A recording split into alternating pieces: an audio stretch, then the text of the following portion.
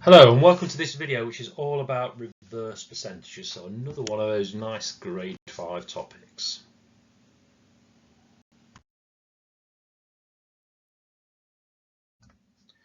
So here is the first question. So pause your video first and have a go, and I'll go through how you go about doing this.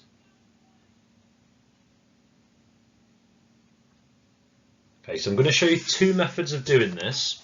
So first of all, I'm going to show you how to use multipliers to do it. Personally, I think this is the most straightforward way, particularly if you've got perhaps a calculator.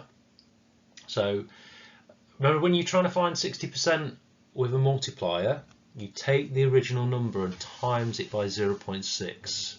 So 60 divided by 100 is 0.6. So you can use that to find 60% of any number.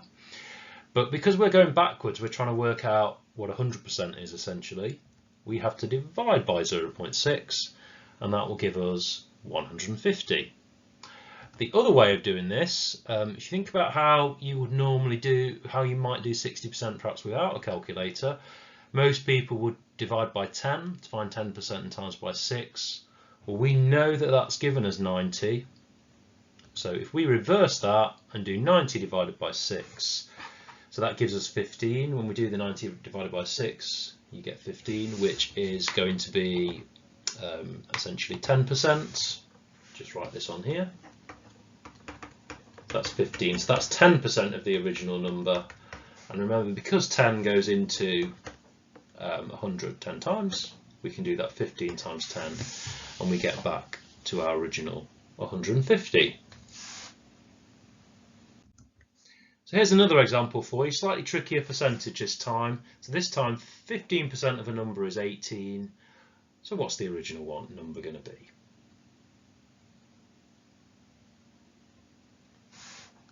Okay, so with your multiply method then, you would times by 0.15 to get 18. But the opposite of that is to divide by 0.15, and that gives you the original number of 120. And then the other way, to find 15%, one way of doing this is to divide by 100 times by 15. So in this case, that's giving you 18. So if you reverse that and divide by 15 times by 100, that will also give you 120.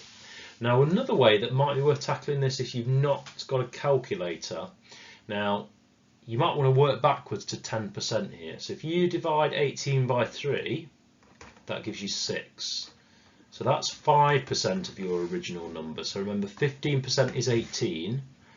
So if you divide that by, remember 5 goes into 15 3 times. So we know what 5% is. If we double that, we now know that 12 is 10% of the original number. So we can do 12 times 10 then to get our 120 back at 100%. So you might want to think about these sort of build-up methods when you've perhaps got a non-calculator paper question. So try and work out some of the percentages and build back up to 100. Okay, so now we're going to ramp this up a little bit. It gets a little bit harder now. So we've now got a discount question here. So this jacket's £102 after a discount of 25%. So what is the original price before we had this 25% discount?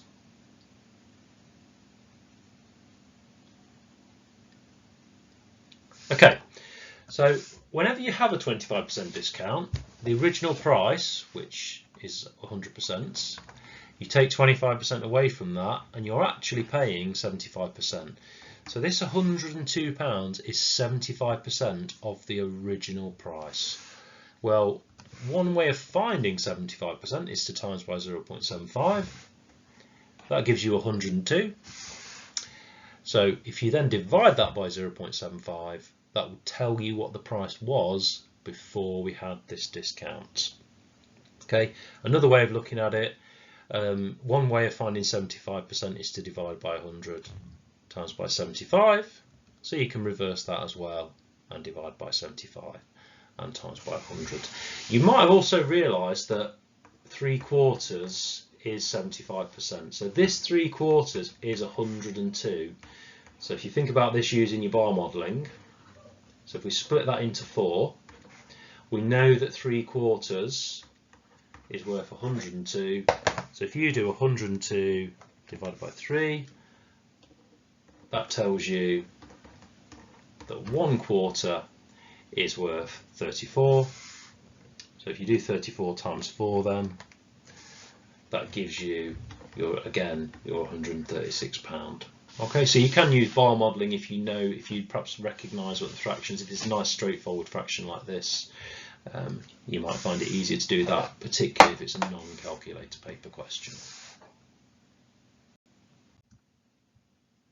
Okay, another discount one then for you. This time we've got a 15% discount, and the price after that discount is £25.50.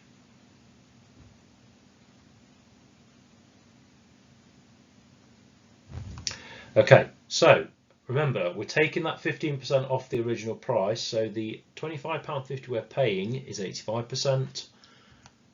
To find 85%, you can take the original price times it by 0.85, and we know that that's £25.50. So to reverse that, we've just got to divide by 0.85 to get up to that £30 original price. Or another way of finding 85% is to divide by 100 times by 85. You could also reverse that by dividing by 85 and timesing by 100. Okay, so this time we're going to be looking at percentage increase. So we've got this time a watch costing £84, and which includes VAT at 20%. I want to know what the price was before that VAT was added on.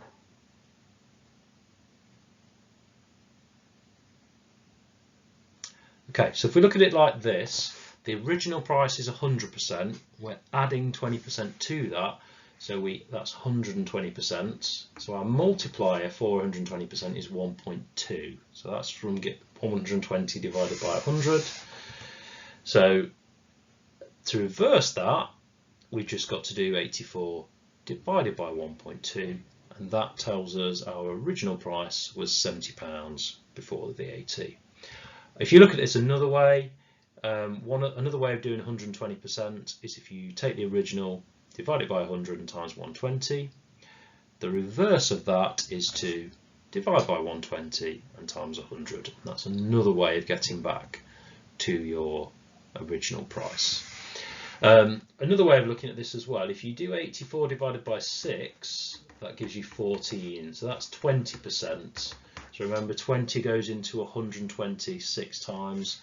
You can then do 14 times 5 to get up to your 70 that way.